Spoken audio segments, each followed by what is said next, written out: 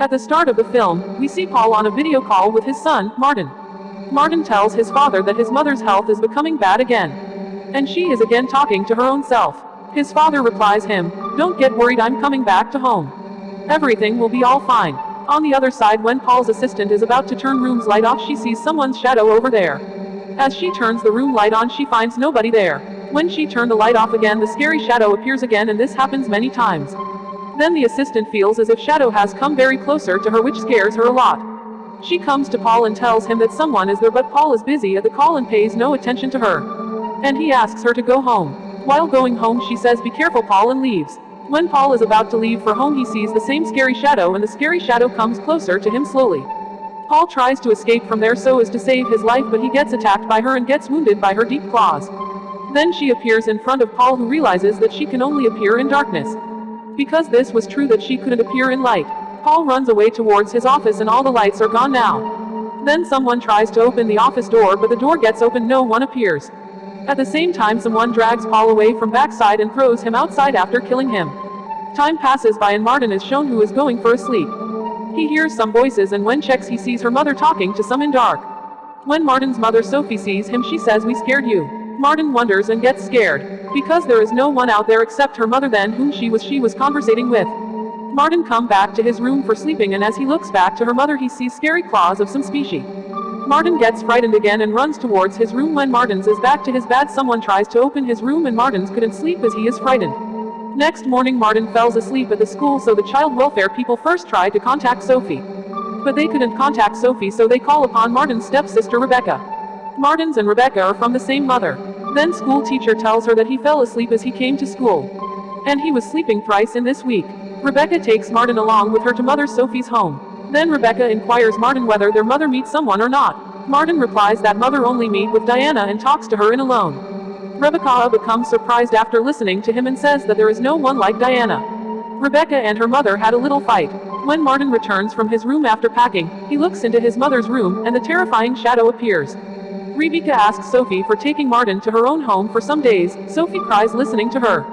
Sophie tries to stop them both, but Rebecca never listens to her, and Martin follows Rebecca as he is frightened. At night, Rebecca wakes up suddenly and finds Martin is not lying next to her, and she listens scratching noise near the door. Rebecca thinks as if Martin is scratching. She finds light outside, which becomes on and off instantly. Rebecca then sees that scary shadow. Before the light gets off again, Rebecca runs and turns the light on. Rebecca goes to washroom, where she finds Martin sleeping in the bathtub holding torch ONN along with him while sleeping. Next morning, child welfare lady arrives and takes Martin along with her because as per law, Sophie is guardian of Martin. Rebecca looks into the place where Devil Shadow was scratching last night.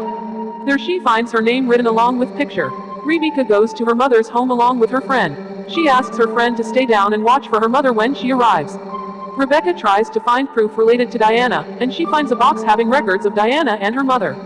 Rebecca finds picture of Diana and her mother, and comes to know when her mother was young, she was admitted in mental hospital where she met Diana. At that time, Diana had a strange skin disease. She could not appear in sunlight. Her skin starts burning as she is exposed to the sunlight. Her mother and Diana become friends in the same hospital, and people over there started believing that Diana is witch and she dominates over weak people very easily. Even she had possessed her father and forced him to commit suicide. Diana died in hospital during experimental procedure due to intense light. When Rebecca enters her old room, then that witch attacks Diana and locks her inside dark room. Rebecca shouts so loudly that her friends listens to those voices and enters the room. Now due to light, Diana leaves Rebecca and escapes. Rebecca is too much frightened and she leaves the house carrying that box along with her. Then Sophie and Martin are coming back home, and Sophie says she wants to spend good time with him, so we all sit together and will watch movie. Listening to her mom, Martin frightens up again and says, "Mom, we two only." When they both are watching movie, Sophie turns the lights off. Then Diana appears over there, which scares Martin very badly. Sophie tells Martin that Diana is her friend and says, "I kept her separated for so long and now she will live together with us." And when Martin sees Diana, he becomes afraid, turns the lights on and runs away, and Diana hits Sophie in anger. Now Martin visits Rebecca, where she tells the story of their mother and Diana to him. Rebecca tells him, "We have to save our mother from this witch and we should give her medicine. Because if mother does not take her medications, she becomes mentally weakened, and Diana gains dominance over her." Martin replies he will never let that happen, because his father also tried to do so, but Diana killed him. Then the doorbell rings. When Rebecca goes out, she finds no one out there. Then a voice comes from inside the room. Diana squeezes Martin inside the dark bed. Rebecca helps him out and drags him and saves Martin. Then Rebecca along with Martin and her friend Brett comes to her mother's house. Rebecca talks to her mother of Diana. At first Sophie becomes totally unaware that she doesn't know any Diana. Rebecca shows her mother picture of them.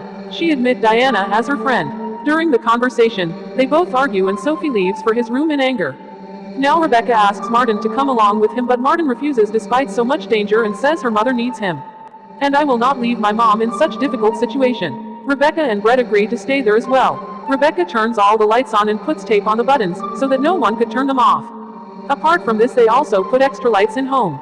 Her mother is shown much worried and she hands over a piece of paper in Rebecca's hands. When Rebecca opens that piece of paper, "I need help," was written upon it. Now that is clear that Sophie is in danger and she seeks help from Rebecca in quiet mode. Rebecca tells Martin that they would find some solution to help their mother and everything would be fine after that. At night Diana cuts the powerhouse and darkness prevails everywhere. Rebecca wakes up and becomes frightened seeing darkness everywhere. She goes to the basement so that she could check the fuse and restore the lights. And then Martin also wakes up and becomes afraid of dark. He manages to turn candle light on and starts searching for Rebecca. Then Diana appears over there and she scares Martin and drags him out, but when Martin shows candlelight, Diana leaves him. Martin also follows her sister to the basement who is fixing the fuse box. As they both were in basement, they realize whether sending them to basement was some sort of trap. Diana immediately shuts the basement door closed. Rebecca and Martin knock the door very hard and call Brett for help. Brett approaches there after listening to their voices. While he was trying to open the door, Diana attacks at him. And his torch is blown away. Then Diana is about to kill him. He turns mobile light on and saves himself. Diana attacks him again and breaks his mobile. Brett tries to run outside, but when darkness appears, Diana attacks him. Then he turns the car headlights on and saves himself. Brett escapes from there on the same car. During all this happening, Sophie wakes up and she understands that Diana is not her friend and she is about to harm her children. Diana appears again and Sophie asks her to stay away from her children. Now Diana tries to frighten Sophie, but she is never afraid and says Diana that she needs her, so you better stay away from my children. When Sophie is about to take her depression medicine, then Diana tries to hit her and her head strikes the table and she becomes unconscious. Here Diana stops her from taking medicine because she will get mentally strong and she won't possess her anymore.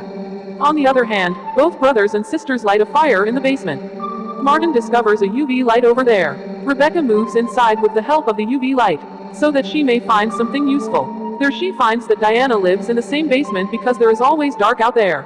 And she reads a message left by Diana that warns her not to come between Sophie and her, or she will kill her.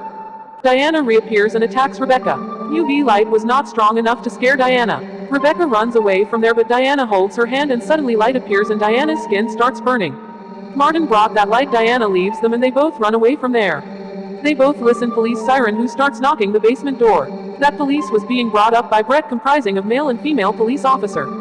They pull Rebecca and Martin out of the basement. Diana appears again and attacks the senior policeman to death. Rebecca asks female policeman to us light, but she ignores and Diana kill her also. Rebecca asks Martin to take Brett out of there and she goes in to pick Sophie, but Diana attacks her badly this time and throws her down and says she would kill her as she killed her father, but Sophie appears over there.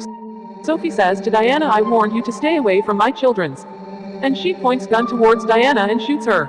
Diana says this gun can't harm me and Sophie shoots herself. As Sophie dies, Diana also vanishes away, and here Sophie sacrifices her life for children's. Then more police officers arrive. Rebecca, Brett, and Martin promise to live together indefinitely, and the film concludes here.